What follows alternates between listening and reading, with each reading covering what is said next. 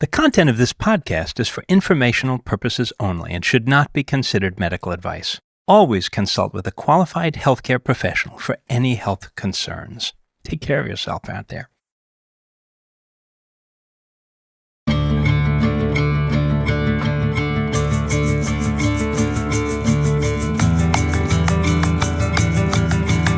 Welcome to Unraveling. This is a podcast that sees the world through the lens of mental health. I'm Mary Wilson, a journalist. And I'm Kurt White, a social worker and psychotherapist. Now, Mary, we talk a lot about painful things on this podcast, sometimes very serious, painful things that are maybe more unusual that not everyone experiences. But, grief and loss, someone once said all psychotherapy is about loss, and maybe that's not exactly true, but it's a useful exaggeration because it's one of the painful things about being human that we have to take stock of, and repeatedly over the course of our lives we lose things and we lose people. And I've been sort of wondering about how do we do that, and how do we use each other to do that, and what supports do we have and find that can help us along the way.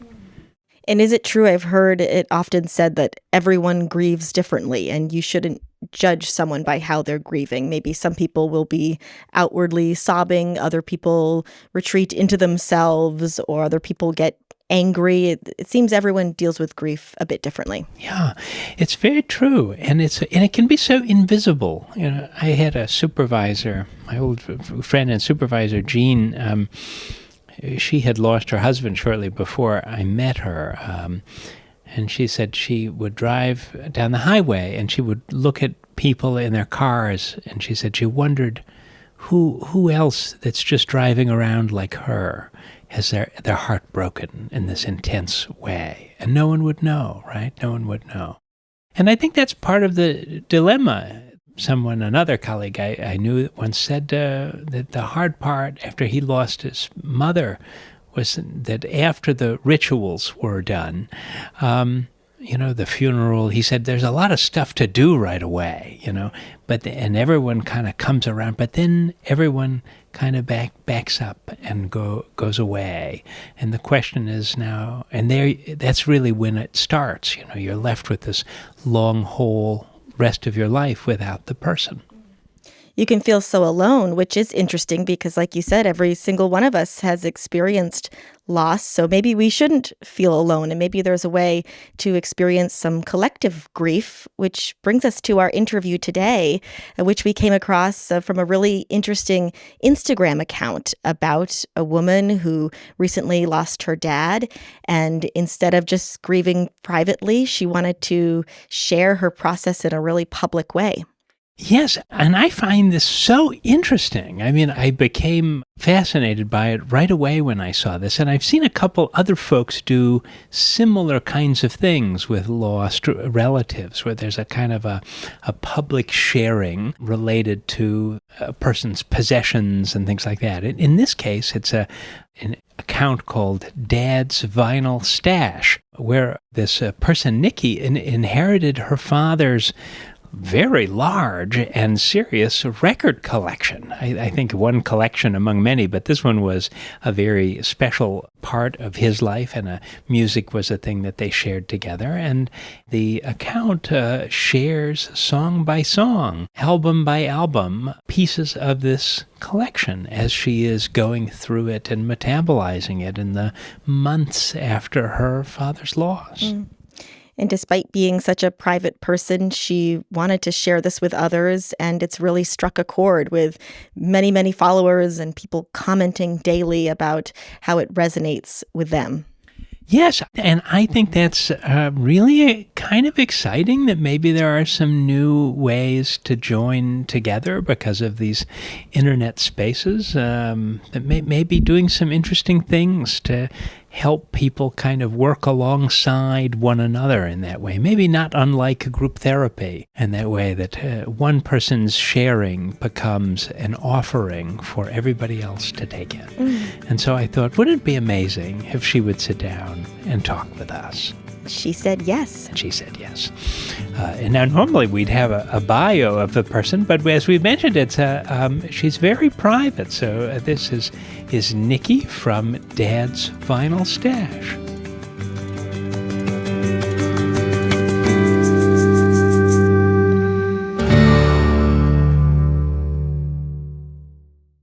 Well, Nikki, thank you so much for joining us here and talking with us about Dad's Vinyl Stash. I'm so excited to hear about this process and how you came to it, and what it has come to mean to you and others. Yeah, I feel honored and I'm very appreciative of being able to share where this journey kind of came from and where we are now. And I think it's going to be awesome to share it with you guys. So this is a project that puts us right into a space with an important relationship in your life. You and your father. Is that right? Yeah, it was my dad, Bobby. Yeah. And tell us about him.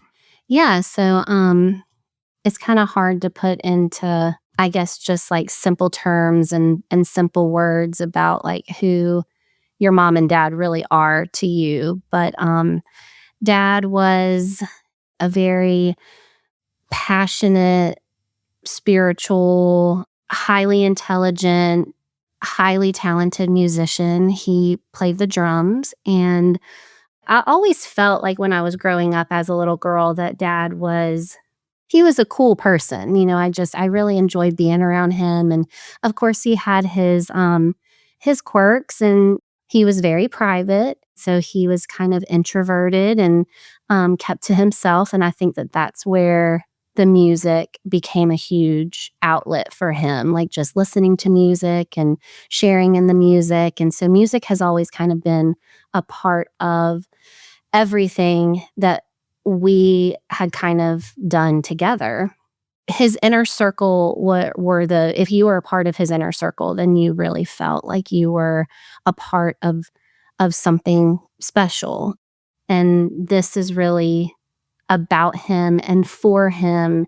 And, with him not being here with me any longer here on earth, I feel like that it's just my relationship with him is just continuing to form like through his music and through the records that I have collected or I inherited through him, that it's like I'm understanding deeper layers to the man of who my dad really was. And I really wish I could like have conversations with him now to kind of see like just about the whole collection in general.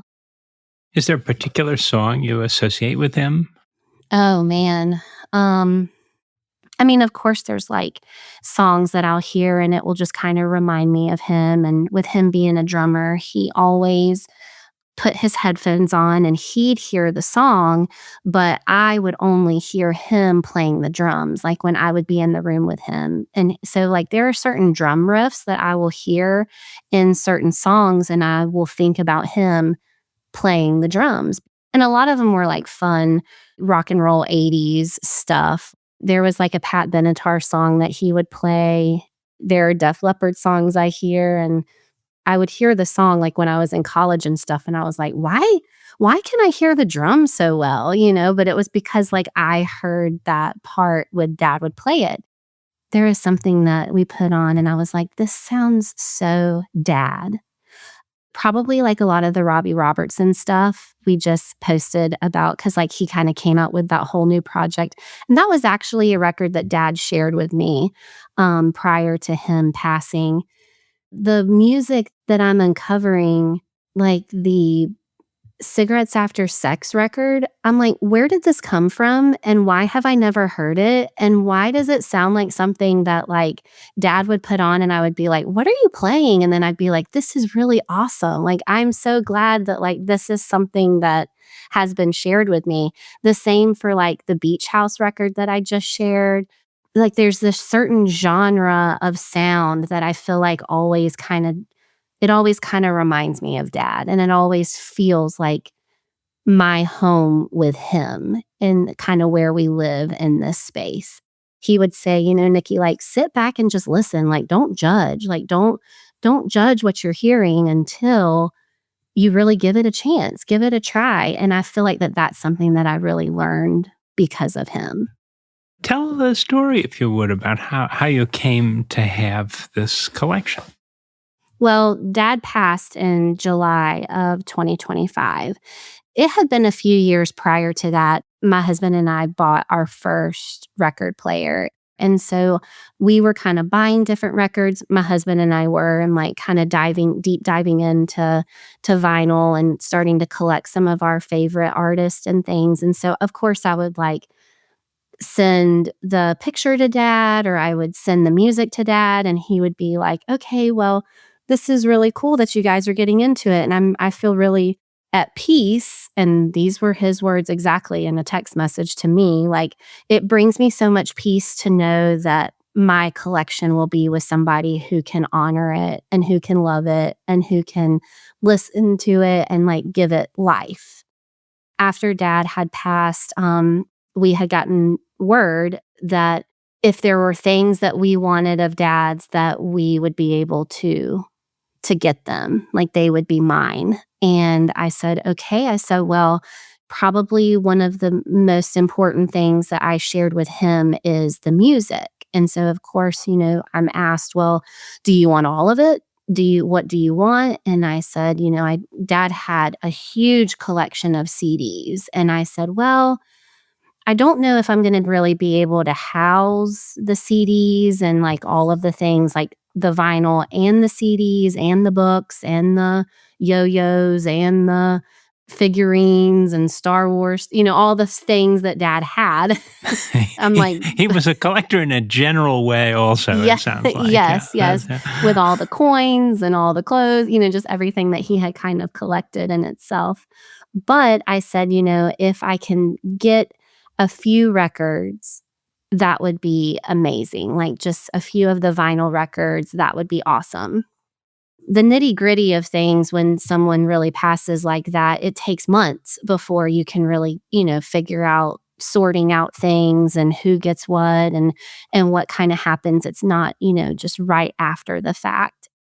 All of the collection was boxed for us. We did not know like what would be happening on, we just sent like a moving storage unit to be dropped at his house. We had movers go and move it.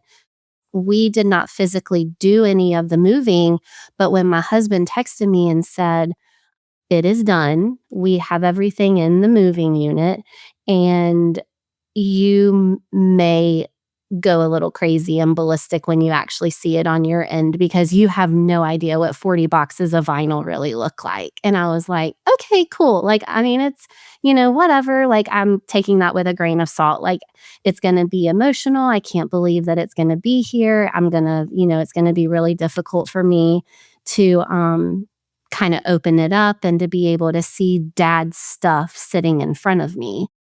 We opened it up and I was like, oh my goodness, like this is what 40 boxes of vinyl really look like. And then you take them out and you put them in your space where you need to put them, and you're like, we have run out of space. We have records that were my grandparents, that were my grandmothers, so things that I remember listening to at their house.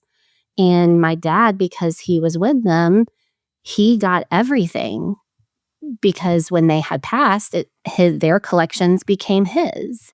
And now it's kind of cool because like our stuff is becoming a part of the collection now. The idea of getting something that belongs to someone that is no longer here was one of the most emotional things to deal with because I didn't want Dad's stuff. I don't want his things. I want him to be here and to share the story of those things with me. But, I guess if you have to move forward without that person here with you, then having things that really remind you of them and like really can just like give you those core memories and just those feelings of peace and comfort that I really feel when I listen to Dad's music. I guess that's like the next best thing to ask for. And then to kind of share that with my husband and my family, like, that really just makes it even more special. Things always become a little bit more emotional, and I feel like a little bit more sentimental when you really don't get to share that with that person anymore. Like, there becomes so much purpose to it.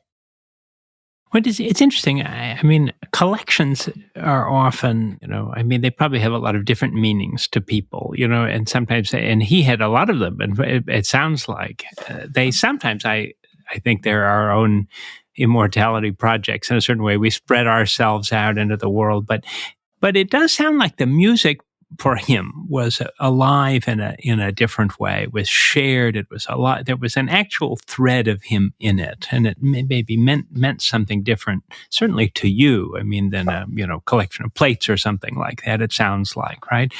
It's something you can kind of engage with and interrogate. I find that very interesting.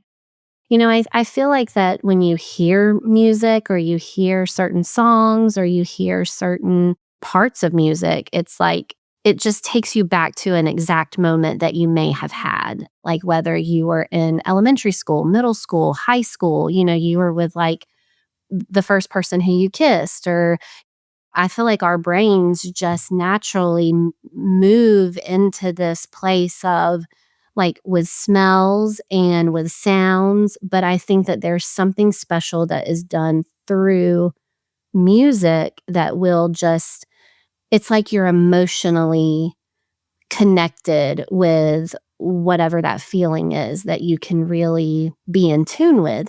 Maybe music doesn't do that for every single person, but I feel like that if music does do that for you, then music becomes this whole other element to life that can heal you, can give you joy, can give you peace. It's like finding self.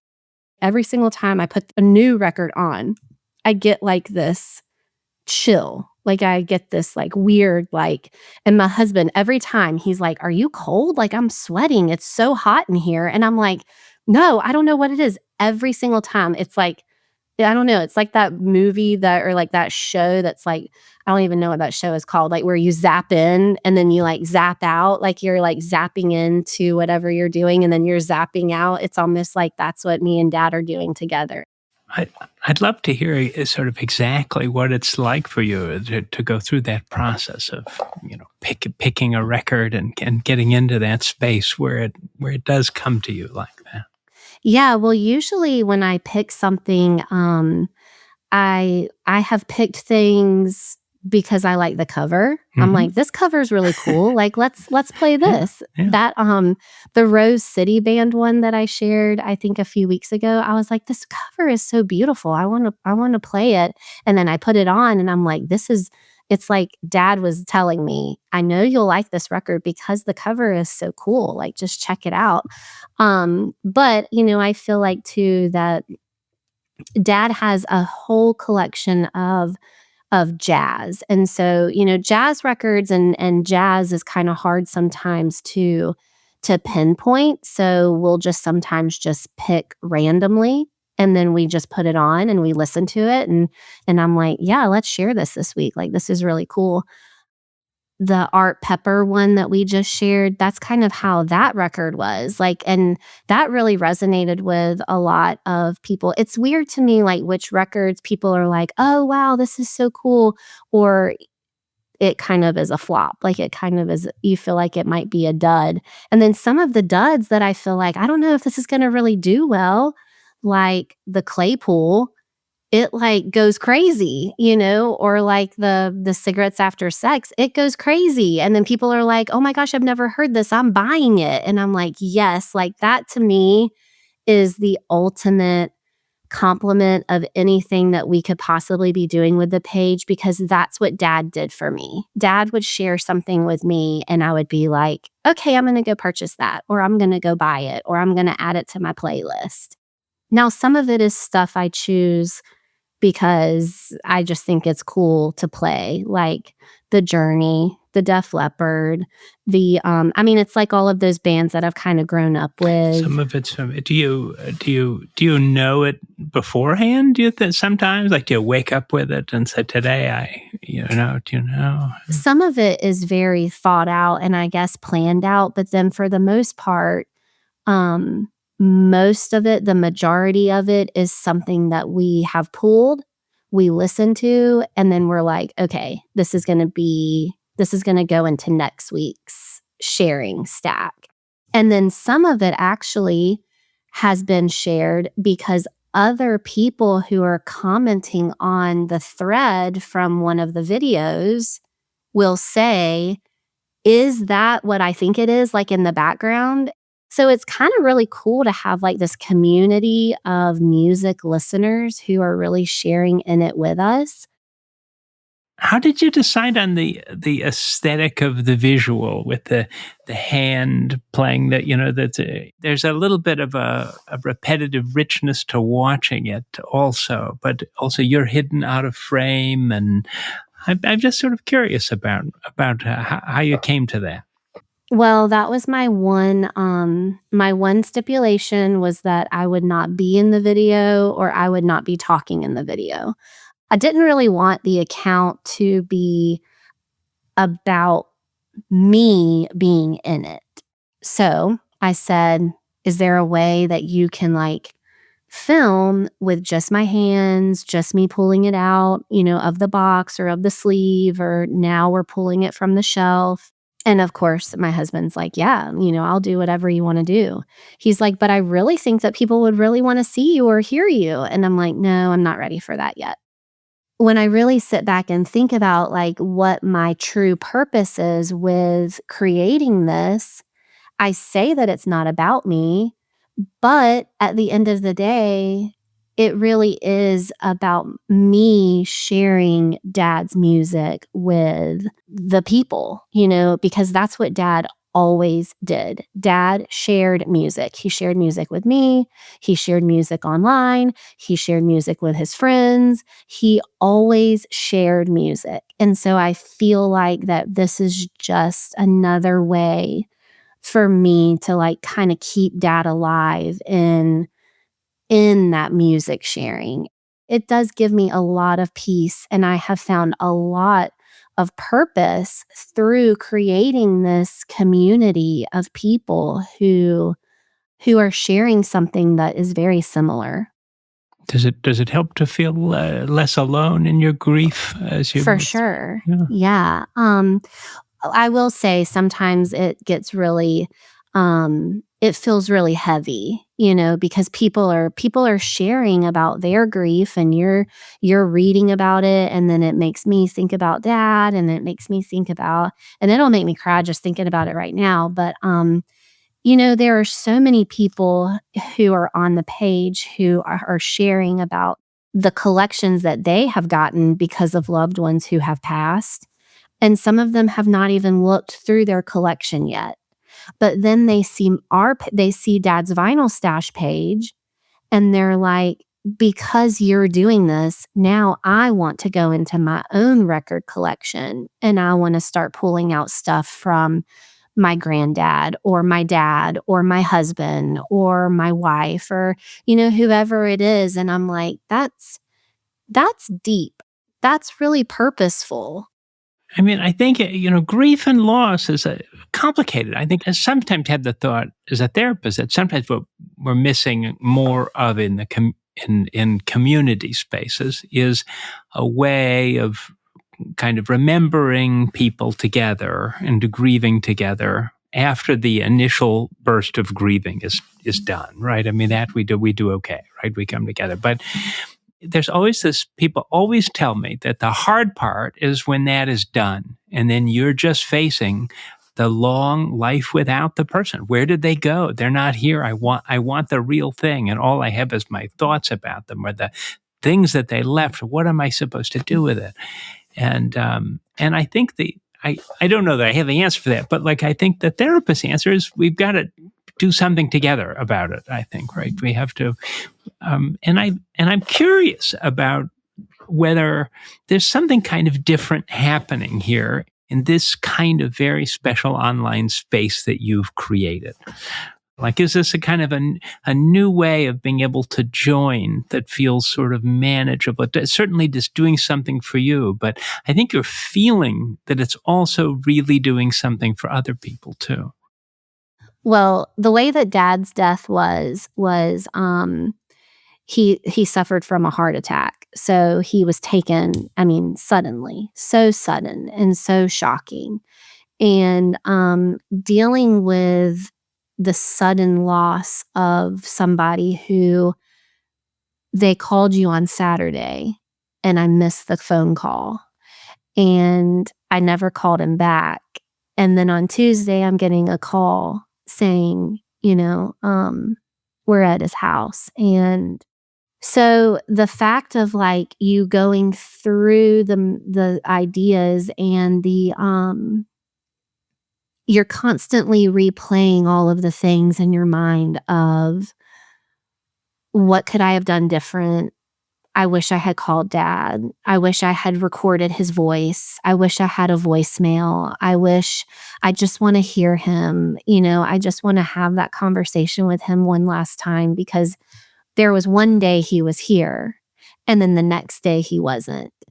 That to me was one of the most difficult things to deal with. I think that just as humans in general, dealing with such shocking loss just really kind of changes the trajectory of how it's like, okay, this was my life before Dad, and now this is my life after Dad. Like, it's like something kind of starts over in your journey of life.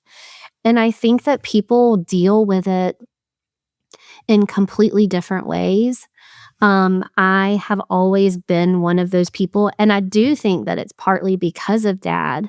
I've always been one of those people who I want to deal with the emotions. I want to feel the emotion. I think that that's a huge gift.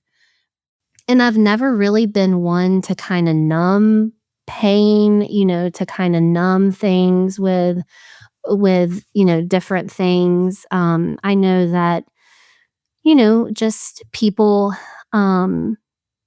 dealing with such deep emotions can be very, very difficult. But I had a really strong support system after Dad had passed that really helped me to tell me, okay, it's breakfast time. Like, you have to eat. Okay, it's lunchtime. You have to eat. And I told my husband that. I said, you just have to tell me what time of day it is, where I need to be, what I need to do, because when you're kind of dealing with those first few days, you're really in this fog and you're really like having to go through all the motions of stuff that I never thought I would have to ever deal with at this point in my life of where did they transport Dad's body to from his house?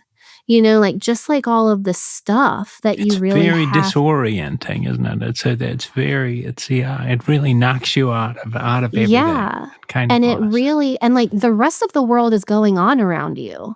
It's also just the things that you kind of have to like just kind of get through.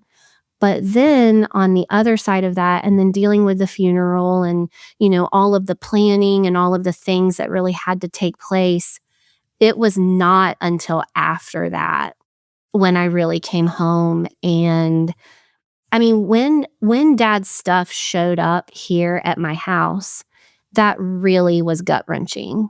And I did not go to the house. I did not want to I couldn't really do that. I had not really been to the house in a very long time, like where Dad had lived. And I knew kind of my boundaries with it. And I knew emotionally I would not be able to really go into that, knowing that that was where Dad was. Now, there are people who can't really separate themselves from that. They're fully in it, and I'm very thankful to have this really great support system who really helped me to kind of dig through a lot of his collections and dig through a lot of his stuff. Do you think it's helped to share it publicly in that way, to know that other people that didn't get to know him are now seeing this, and maybe they don't know you, but they know something important about you, and maybe they don't know him, but they do know something important about him? Yeah, I do feel like it's kind of rewriting it's like rewriting Dad in a very purposeful way.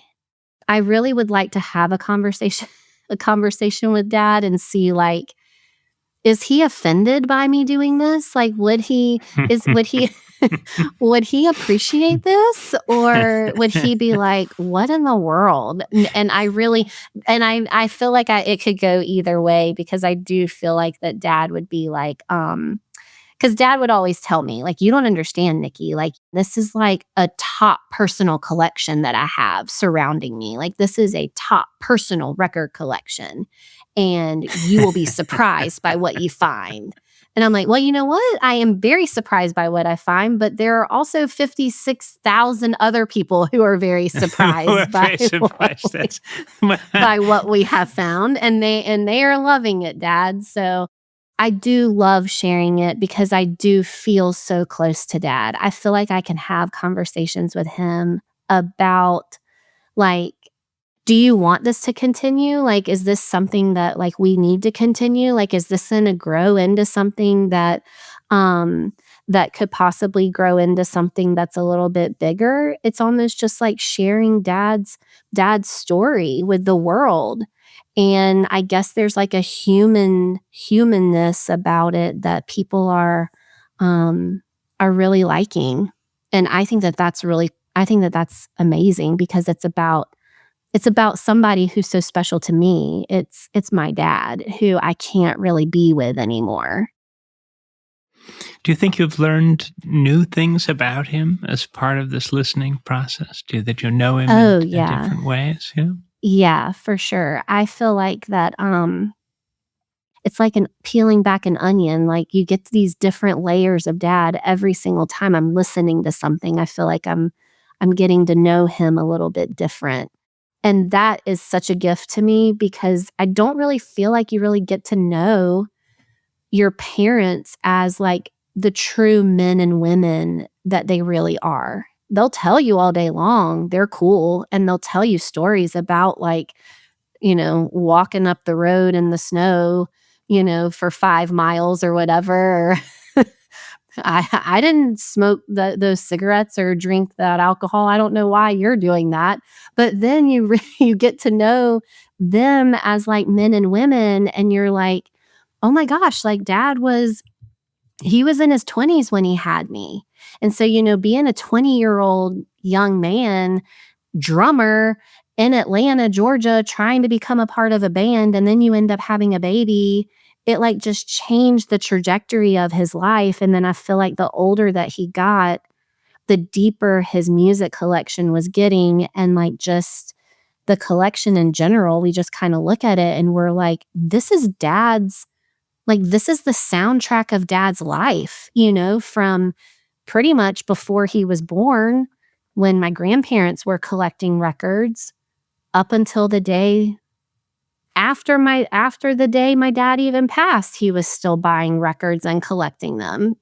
I really wish that I had had conversations about his particular collection with him, like, while I would have been able to understand the significance of certain records, or why does this record look the way it does? Like, was this one of your favorite records? Like, did you play this a lot? What was the first record that you ever bought? What was like, so I feel like that those are all questions that I'm asking myself and I'm kind of reflecting on, and it's opening up a completely different side of Dad because I'm like kind of getting to know him in a completely different way.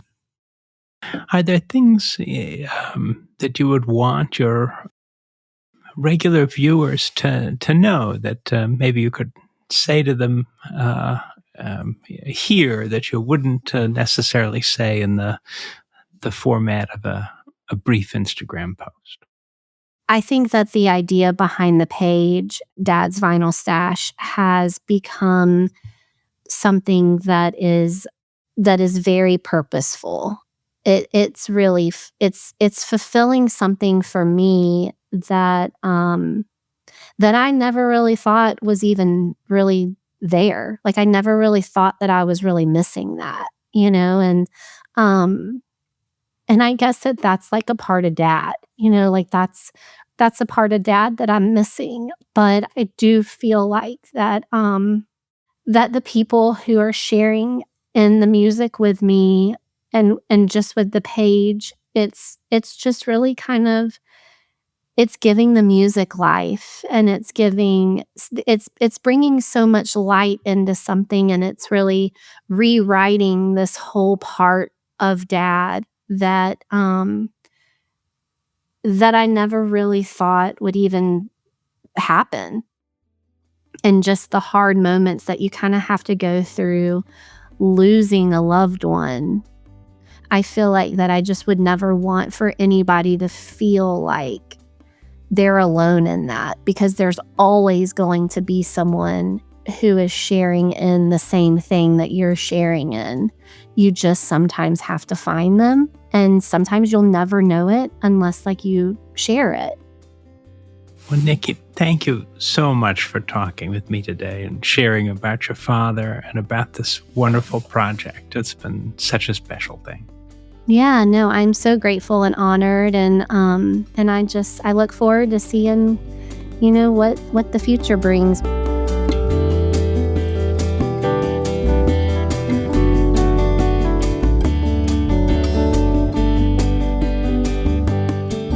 Thank you again to Nikki for that wonderful interview and powerful reflection, and for all of this work. And joining again is Mary. Hi, Mary. Yes, hi. Yeah, I really love how Nikki just sort of created this living archive of her dad and is somehow continuing to form bonds with him even when he's no longer here. It made me wonder if I have loved ones who I could do that with who are no longer here. And my grandma Peggy came to mind, who has this old cookbook that we all make recipes from. So I thought that was sort of a way that we are still interacting with her and making memories and learning different sides of her as we see different recipes maybe we didn't notice. And then with my grandpa Bob, we had a lovely song that he wanted me to sing at his funeral, which I was very nervous about and not happy about. But I did lead the sing-along for Home on the Range. You know, the one where the deer and the antelope play. That's so sweet. It is, and it really speaks to who he was as a farmer. Song. Very much so. Yeah.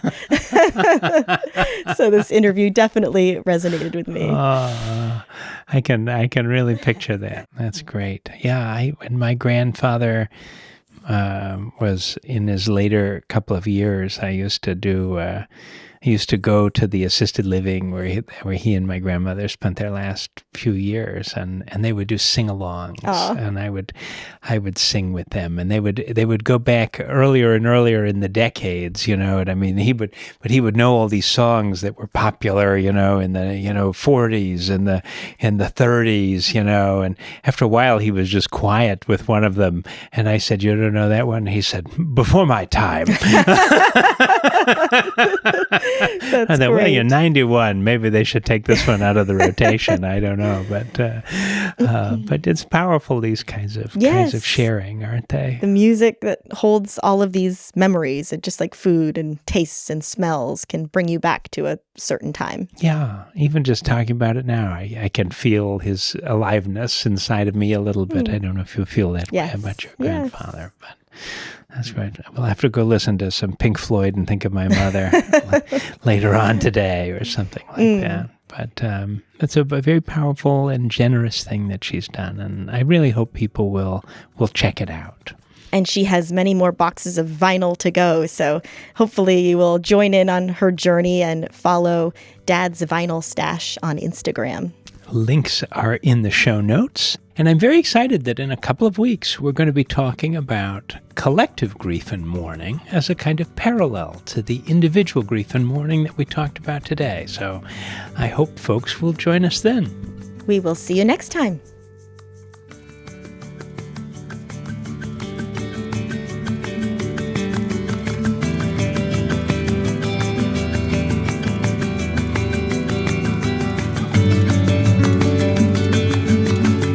Unraveling is brought to you by Brattleboro Retreat.